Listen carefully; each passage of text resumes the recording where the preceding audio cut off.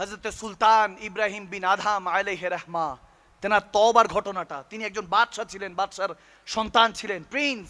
আল্লাহু আকবার। একদিন শিকারের জন্য যখন বের হলেন, ইব্রাহিম বিন আদহাম যখন হরিণ শিকার করতে গেল, হঠাৎ করে একটা হরিণকে শিকার করবে, হরিণ জবান দিয়ে বলতেছে, এই ইব্রাহিম বিন আদহাম, আপনাকে তো এই কাজের জন্য সৃষ্টি করা হয় নাই। এখন সুলতান ইব্রাহিম বিন আদহাম আশেপাশে তাকাচ্ছে, কে কথা বলে, কারণ একটা পশুর জুবান আল্লাহ খুলে দিয়েছেন। কাশফুল মাহজুব কিতাবের মধ্যে এসেছে, কোনো বানাওয়াট কিচ্ছা কাহিনী না। অনেকে বলে যে শুধু হুজুররা কিচ্ছা কাহিনী বলে, কিচ্ছা কাহিনী না, এগুলো হলো হাদিস, নবী রাসূলদের হাদিস, ওলি আল্লাহদের হাদিস। এই ঘটনাগুলি আপনাদের কাছে কিচ্ছা কাহিনী কিভাবে মনে হয়? এগুলো থেকে আমাদের শিক্ষা লুকায়িত। কোরআন তো পুরো ভরা পড়া এই বিভিন্ন ওয়াকিয়া দিয়ে, বিভিন্ন কিচ্ছা কাহিনী দিয়ে। এগুলো ভালো মতো শুনুন। ইব্রাহিম বিন আদহাম একজন অন্য তাবকার আরিফিন ছিলেন, আল্লাহর ওলি ছিলেন, তেনার কথা বলছি। ইব্রাহিম বিন আদহাম তাকাচ্ছেন, কে কথা বলে, দেখে হরিণ কথা বলছে। স্ট্রেঞ্জ হলেন, আশ্চর্য হলেন, ফেলফেল করে তাকিয়ে আছেন। আর এই এক কথায় তেনার শুধু জাহের পরিবর্তন হয় না, বাতেনও পরিবর্তন হয়ে গিয়েছে। সুবহানাল্লাহ। ভিতরের মধ্যে বলে, ইব্রাহিম বিন আদহাম, আপনাকে তো এই কাজের জন্য আল্লাহ পয়দা করেন নাই, আপনাকে পয়দা করা হয়েছে আখিরাতে আল্লাহ যাতে আপনার দ্বারা হাজার মানুষ, লক্ষ মানুষকে সুপারিশ করে জান্নাতে দিতে পারে। সুবহানাল্লাহ। ইব্রাহিম বিন আদহাম প্রাসাদে চলে গেলেন, প্রাসাদের মধ্যে জিকির ফিকিরের মধ্যে ব্যস্ত হয়ে পড়লেন। জিকির করছেন, এখন আর তেনার কিছু ভালো লাগে না, জিকির ফিকির করেন, এখন আর শিকারও বের হন না, যুদ্ধে বের হন না। গভীর খেয়াল, যখন এরকম হচ্ছে, হঠাৎ করে এক দরবেশ, এক ফকির ওই প্রাসাদের মধ্যে প্রবেশ করে কি জানি তালাশ করছে। ইব্রাহিম বিন আদহাম বলেন, কি তালাশ করছেন এ বাবা, এ ফকির? আল্লাহ ওয়ালা দেখে মনে হচ্ছে আপনাকে, আপনি কি তালাশ করছেন? তখন তিনি বলছেন, আমার উটটা হারিয়ে ফেলেছি, উটটা তালাশ করছি। তিনি হাসলেন, বলে, হ্যাঁ কি বলেন, প্রাসাদে উট কেন পাবেন?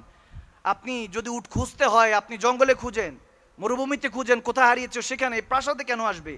তখন সেই মজজুব আল্লাহ ওয়ালা, সে আল্লাহর ওলি বলছে, পাগল।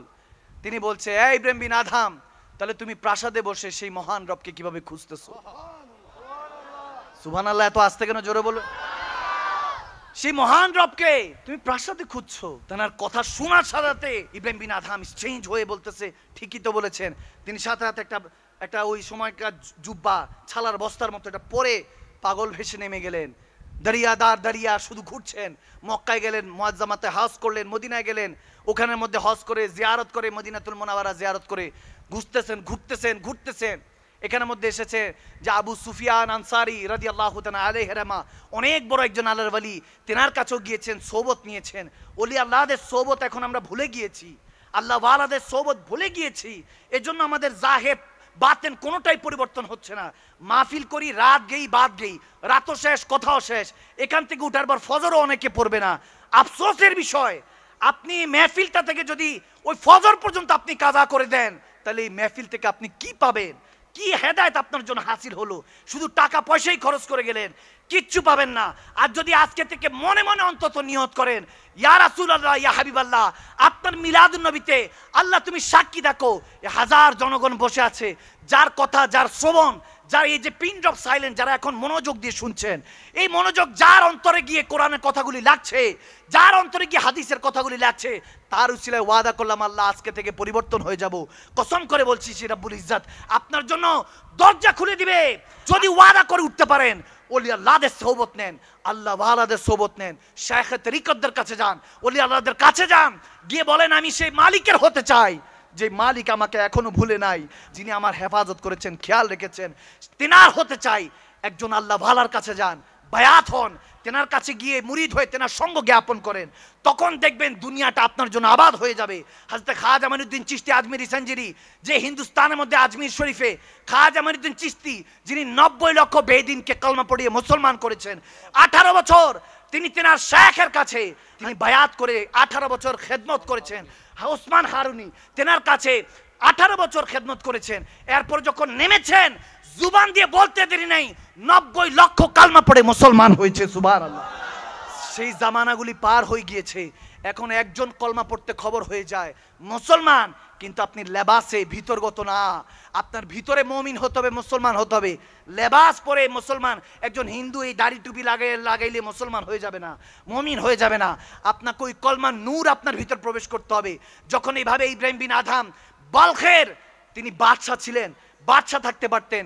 ঘুরতে ঘুরতে শাম দেশে গেলেন, সাগরের পাড়ে বসে সুই সুতা নিয়ে কি জানি করছেন। যখন এরকম করছেন, শাম দেশের বাদশা খবর পেল যে বলখের বাদশা এখানের মধ্যে পীর ফকিরের মতো হয়ে গেছে, কেমন জানি মজজুব হয়ে গেছে, আল্লাহ ওয়ালা হয়ে গিয়েছে, সব বাদশাহী ছেড়ে দিয়েছে। তিনি দেখা করতে আসলেন, এসে বলতেছে, এ সুলতান ইব্রাহিম বিন আদহাম, কি হয়েছে আপনার? What happen? কি হয়েছে? কি পেয়েছেন এগুলোর মধ্যে? কি করছেন এই সুই সুতা দিয়ে? কি করছেন? বাদশাহী ছেড়ে দিয়েছেন, এগুলোর মধ্যে কি রেখেছে? তিনি সুইটা নিয়ে সমুদ্রে নিক্ষেপ করলেন। বলতেছে, কি পেয়েছি দেখতে চান? ইশারা করলেন, এই সমুদ্রের মধ্যে যারা মাছ আছো, মাছদেরকে বলতেছে আমার সুই খুঁজে নিয়ে আসো। দেখতে না দেখতে সেই শামের বাদশা বলতেছে, আমি বলতেছিলাম কি পেয়েছেন? বলতে দেরি নেই, দেখতেছি হাজারো মাছ মুখের মধ্যে স্বর্ণের সুই নিয়ে চলে আসলো, স্বর্ণের সুই নিয়ে হাজির হলো। তখন ইব্রাহিম বিন আদহাম তিনি বলতেছে, ওই বাদশাহী ছেড়ে খোদার বাদশাহী পেয়েছি, এখন জুবান দিয়ে যা বলি আল্লাহ তাই কবুল করতে থাকে। শুধু এটাই পার্থক্য, দুনিয়াতে পড়ে আর রয়েছি, সব তো কবুল হয়ে যায়, কিন্তু তাকে তো পাই না, তাকে তো এখনো পাই না। সেই অপেক্ষায় আছি। যখন এটা বলতেছে, চোখ দিয়ে অনর্বল চোখের পানি পড়ছে। বলতে দেরি নেই, গায়েব থেকে আওয়াজ আসলো। আওয়াজের পর দেখতেছে একটা বৃষ্টি নাজিল হচ্ছে, এক একটা বৃষ্টির মধ্যে এক একটা নূর মনে হয় বর্ষণ হচ্ছে। তখন ইব্রাহিম বিন আদম বলে, আল্লাহ এটা কি নাজারা দেখাচ্ছ?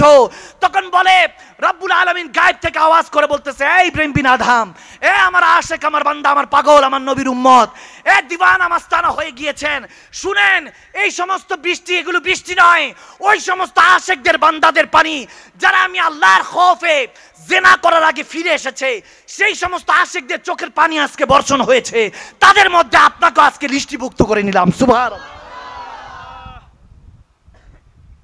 হেদায়েতের মালিক কে? আওয়াজ দিয়ে বলেন, আওয়াজ দিয়ে বলেন। আল্লাহ আমাদেরকে হেদায়েত দান করো, এই জাতিকে হেদায়েত দান করো, এই জাতিকে হেদায়েতের পথে, তোমার নবীর পথে কবুল করো। রব্বে করিম আজকের এই মজলিসকে রহমতুল লিল আলামিনের সদকায় কবুল করে নিক। আমিন বলে।